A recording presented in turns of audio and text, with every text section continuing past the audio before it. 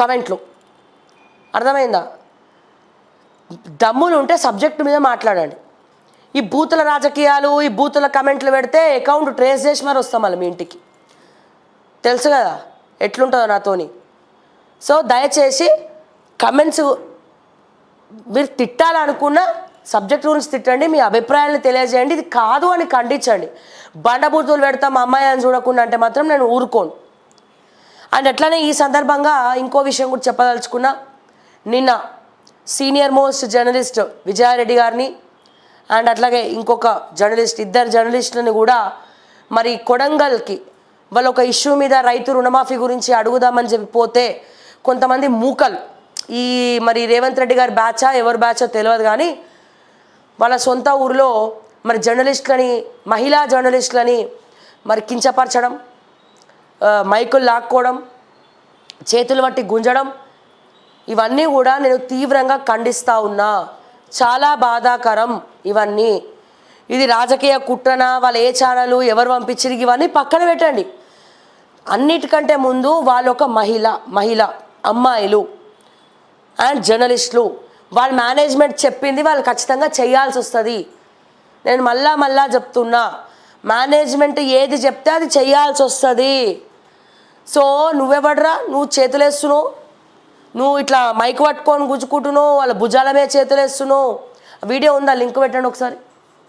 పెట్టిండ్రా? మహిళా జర్నలిస్టులు అంటే అంత శుల్కనా? ఫీల్డ్కి వచ్చి పని చేస్తూ ఉంటే ఏ పార్టీ ఏందని పక్కన పెట్టండి కాసేపు. అసలు నువ్వెవడరా భయ్, నువ్వెవడివి? అదే నేను ఆ ప్లేస్లో ఉండుంటే సొప్పుసుకొని కొడుతుండే నా కొడుకుని ఇష్టం వచ్చినట్టు. ఏ ఛానల్ ఏందని పక్కన పెట్టు. ఫీల్డ్లో ఒక మహిళ వచ్చి తిరుగుతుంది, ఒక జర్నలిస్ట్గా అడుగుతుంది అన్నప్పుడు చూపిస్తారా భయ్? నువ్వు ఎందుకంత భయపడతావు? బరాబర్ రేపు నేను కూడా వస్తా, చూపిస్తా. ఏం బిక్తారండి మీరు? ఇదా సభ్యత సంస్కారం మీ రేవంత్ రెడ్డి నేర్పించింది? కేటీఆర్ ఏమో కమెంట్లు పెట్టిస్తాడు మా అస్వంటోళ్ళ మీద, రేవంత్ రెడ్డి ఏమో దాడులు చేపిస్తారు అస్వంటోళ్ళ మీద. అంటే ఏమనుకుంటున్నారా భయ్? మహిళలు అంటే ఏమనుకుంటున్నారు?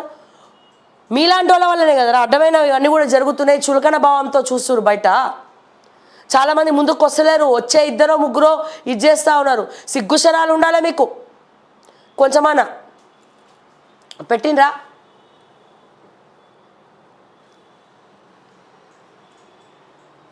ఏమైందమ్మా?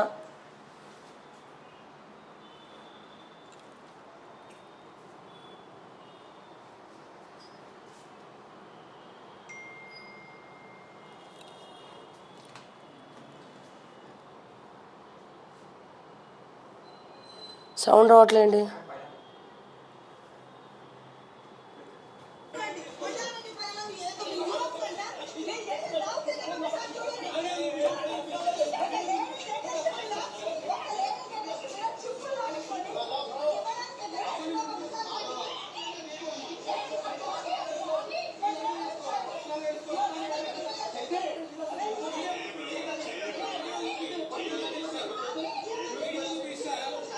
అగో వీడు చూడు వెనకాల చేతులు పెట్టి, డ్రెస్ వెనకాల.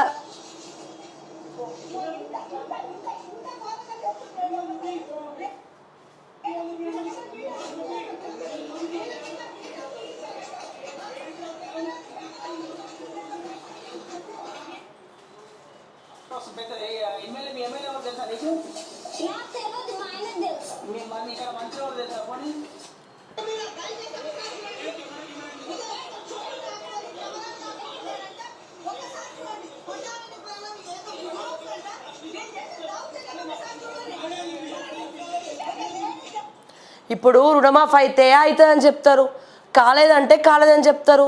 మధ్యలో నీకేం వస్తుందిరా? నువ్వు ఎట్లా ఆడితే అట్లా చేతులేసి కెమెరాలు గుంజుకొని. నిజంగానే మీ మీద కేసు ఫైల్ అయితే డెఫినెట్గా కొత్త చట్టం వచ్చింది.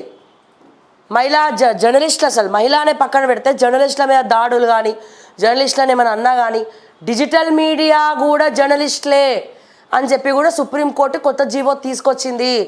50,000 జరిమానా వేస్తుంది అండ్ 5 ఏళ్ళ జైలు శిక్ష వేస్తుంది. తెలియకపోతే తెలుసుకోపోయి. ఇంకోసారి అది ఏ ఛానల్ పక్కన పెట్టండి, పార్టీలకు సంబంధించిన ఛానలా?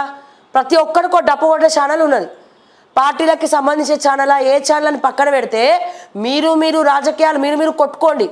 మీరు వెనకాల ఫోన్లలో మాట్లాడుకుంటారు కదా, కావాల్సిన వాళ్ళు చేసుకుంటున్నారు కదా సెటిల్మెంట్లు. కానీ గ్రౌండ్లో తిరిగే మహిళల జర్నలిస్టుల పైన మీ ఒక ఛానల్ తరపున వచ్చిన వాళ్ళపైన వాళ్ళు ఖచ్చితంగా మేనేజ్మెంట్ చెప్పినప్పుడు చేయాల్సిందే. పార్టీలకు దానికి సంబంధం లేదు. వాళ్ళు ఏది చెప్తే వీళ్ళు ఉద్యోగం చేస్తున్నారు అక్కడ చేయాల్సిందే. మీరు వాళ్ళ మీద దాడి చేస్తే బిడ్డ మహిళా జర్నలిస్టుల జోలికి వస్తే మాత్రం నేను మంచిగా ఉండదు చెప్తున్నాను. నేను ఇంకోసారి సీరియస్గా నేనే కేసు వేసేస్తా. అప్పు సొప్పు వేసానే వేస్తాం, లేకపోతే కేసు. అర్థమైందా? ఇది కరెక్ట్ కాదు. రేవంత్ రెడ్డి గారు మీ ఓళ్ళని అదుపులో పెట్టుకోండి. ఇక మీకు వాళ్ళకి తేడా ఏముంది? మీరు కూడా గిట్లనే చేస్తే తేడా ఏమన్నా ఉన్నదా? మీరు రుణమాఫీ అవుతుందని చెప్తారు. వాళ్ళు ఎవడు బలవంతంగా చెప్పు అని పీకల మీద కత్తిపెట్టి చెప్పిస్తారా? వాళ్ళు మనస్ఫూర్తిగా మైకు పెడితే చెప్తారు. సర్వసాధారణం అది. దాన్ని స్పోర్టివ్గా తీసుకోవాలి. చూపించేటోడు చూపిస్తాడు రా భయ్. కానీ ఒకటి ఈడ బీఆర్ఎస్ వాళ్ళకు కూడా నేను చెప్తున్నా. ఏం చెప్తున్నా? గతంలో మేము ఫీల్డ్లో తిరిగితే ఇంతకన్నా ఘోరంగా చేసిరు మీ వాళ్ళు. ఆ జీవన్ రెడ్డి అయితే ఏకంగా కేసులు పెట్టించి నా వ్యాన్ని సీజ్ చేయించేసి ఎవడైతే నా ఛానల్లో మాట్లాడి వాయిస్ ఇచ్చిండో అతన్ని రౌడీల్ని పెట్టి కొట్టిపించిండండి. ఆయన కోమాలకు పోయిండు. ఇప్పటికి కూడా హెల్త్ ఇంకా అట్లనే ఉంది. ఆర్మూర్లో ఎవడు అడిగినా చెప్తాడు ఈ విషయం. సో నాట్ ఓన్లీ ఆర్మూర్, ఇంకా కొన్ని ఏరియాలలో అమీన్పూర్ కావచ్చు. ఓకే, మస్తు కథలు పడ్డారు మీరు. మామూలు కథలు వాళ్ళే బీఆర్ఎస్ వాళ్ళు, మామూలు కథలు వాళ్ళే. ఇంకా జీవన్ రెడ్డి కానీ పక్కన పెట్టుకొని తిరుగుతుండు. ఏం చెప్పాలి? అస్వంటి వాళ్ళని పక్కన పెట్టుకొని తిరుగుతుండు. ఓట్లు వేస్తారు ఎవడన్నా ఈ ఆర్మూర్లో జీవన్ రెడ్డి ఫేస్ చూసి. ఆ జిల్లా ఇన్ఛార్జ్ కూడా ఆయనేనట మరి బీఆర్ఎస్ పార్టీ తరఫున.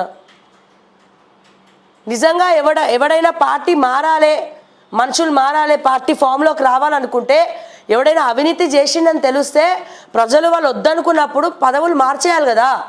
కానీ ఇంకా మార్చకుండా ఇంకా కేసీఆర్ పక్కనే పెట్టుకొని తిరుగుతుందంటే నేను ఏం చెప్పాలి? ఇక ఇటువంటి వాళ్ళని ఎంకరేజ్ చేయబట్టే కదా బీఆర్ఎస్ ఈ ప్లేస్లోకి వచ్చింది. అయినా మళ్ళీ అటువంటి వాళ్ళని పక్కన పెడితే ముందు ఎలక్షన్లో ఏం పార్టిసిపేట్ చేస్తారు? ప్రజలు ఎట్లా నమ్ముతారు మిమ్మల్ని? మీ వాళ్ళు ఏమైనా తక్కువ దాడి చేసిర్రా? బండ బూతులు కమెంట్లు, బండ బూతులు. ఎన్నిసార్లు నేను వార్నింగ్ ఎన్నిసార్లు ఇవ్వలే? నేను చెప్పేది ఏంటంటే బీఆర్ఎస్ అయినా కాంగ్రెస్ అయినా బీజేపీ అయినా సబ్జెక్ట్ కార్యకర్తలు కావచ్చు, రౌడీలు కావచ్చు, గూండాలు కావచ్చు, ఎవరైనా కావచ్చు, ఒక మాట్లాడినప్పుడు వాళ్ళ వెనకాల మేనేజ్మెంట్ డెఫినెట్గా ఒక రిపోర్టర్గా ఒక జర్నలిస్ట్గా వాళ్ళు వచ్చినప్పుడు వాళ్ళ మీద దాడులు తీవ్రంగా ఖండించాలా. దానికి దీనికి సంబంధమే లేదు. మీరు కావాలంటే సవరణలు చేసుకోండి, తప్పులు చేయకుండా ఉండండి. వాళ్ళ బాధ్యత చూపిస్తారు డెఫినెట్గా ఇష్యూస్. మీరు సవరణలు చేసుకోవాలా. సవరణలు చేసుకోకపోతే ఇక జీరో అవుతుంది బీఆర్ఎస్ అయినట్టు. ఆల్రెడీ అయ్యింది. మొత్తం పేరు ఖరాబు. కాంగ్రెస్ పార్టీ 8 నెలల్లోనే మొత్తం బ్యాడ్ నేమ్ వచ్చేసింది కాంగ్రెస్ పార్టీకి. ప్రజలు ఎవరిని నమ్మాలో ఎవరిని నమ్మద్దు అర్థం కానటువంటి పరిస్థితి. సో డెఫినెట్గా ఈ ఏదైతే మీ కాంగ్రెస్ పార్టీ వచ్చిన తర్వాత కూడా ఈ మహిళా రిపోర్టర్ల మీద కావచ్చు, జర్నలిస్టుల మీద కావచ్చు, వాళ్ళ బాధ్యతగా వాళ్ళ డ్యూటీలో వాళ్ళు వస్తారు, మాట్లాడతారు. డెఫినెట్గా బరాబర్ తప్పులు ఎత్తి చూపిస్తారు. బలవంతంగా ఎవడు కూడా మైకు పెట్టరు. వాళ్ళకి ఇంట్రెస్ట్ ఉంటేనే పబ్లిక్ స్వతహాగా వాళ్ళు చెప్తేనే తీసుకుంటారు. సో మీరు ఇట్లాంటి దాడులు చేస్తే మాత్రం ససేమిరా ఊరుకోబోమని చెప్పి నేను మరొక్కసారి ఈ సందర్భంగా తెలియజేస్తూ, సో పోలీస్ స్టేషన్లో వీళ్ళకి మద్దతుగా అంటే చూడండి ఏ స్థాయికి లా అండ్ ఆర్డర్ వీళ్ళ చేతులకు తీసుకుంటున్నారు అనేది మీరు ఆలోచించవచ్చు ఈ సందర్భంగా.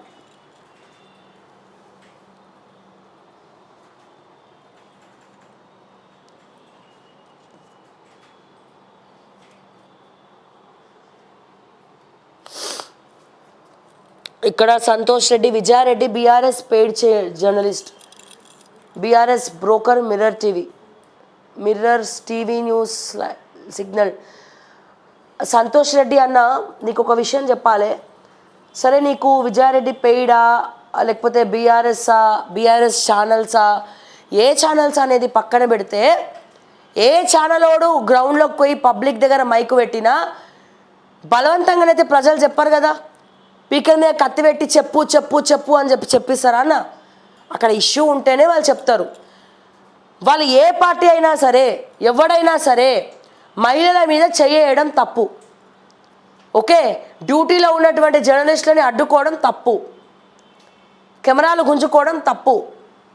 అక్కడ ఉన్నటువంటి గ్రౌండ్ రిపోర్ట్ చేసేటువంటి అంత దూరం వాళ్ళు ఉండేది ఇక్కడ, వాళ్ళు అంత దూరం పోయి తీసుకుంటున్నారు. సో అక్కడ వాళ్ళకి ఏమైనా అయి ఉంటే వాళ్ళు బీఆర్ఎస్ అని మీరు అంటున్నారు, మీరు ఇప్పుడు కమెంట్ పెడుతున్నారు కదా, వాళ్ళు బీఆర్ఎస్ ఛానల్సా ఏ ఛానల్సా పక్కన పెట్టండి అన్న.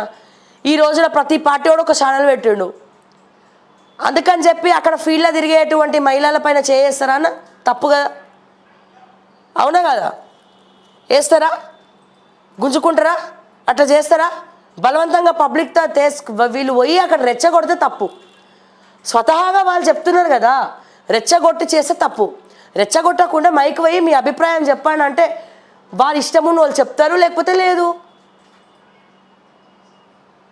వాళ్ళు బీఆర్ఎస్ఆ లేకపోతే ఇంకెవరా అని పక్కన పెడితే సాటి మహిళ, జర్నలిస్టు మహిళ ఫీల్డ్లో ఖచ్చితంగా మేనేజ్మెంట్ చెప్పింది చేయాల్సి వస్తుంది.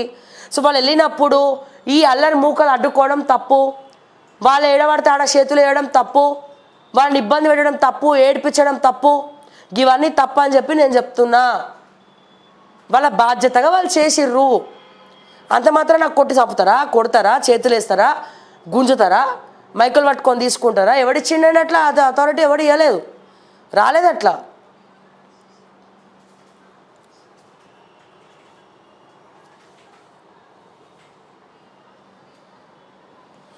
అది చేసింది ఏ పార్టీ అయినా తప్పే. కాంగ్రెసా, బీజేపీ, బీఆర్ఎస్ఆ? ఇప్పుడు గతంలో బీఆర్ఎస్ వాళ్ళు మమ్మల్ని కూడా మస్తు ఇబ్బంది పెట్టారు. సో ఇంకా తేడా ఏముంది? మార్పు అన్నారు కదా, మరి తేడా ఏముంది? ఇప్పుడు బీఆర్ఎస్కి కాంగ్రెస్కి తేడా ఏముంది అంటున్నా నేను. దయచేసి చెప్పండి, ఉంటే చెప్పండి తేడా ఏముందో చెప్పండి సార్. ఏమైనా ఉందా తేడా? ఏం లేదు.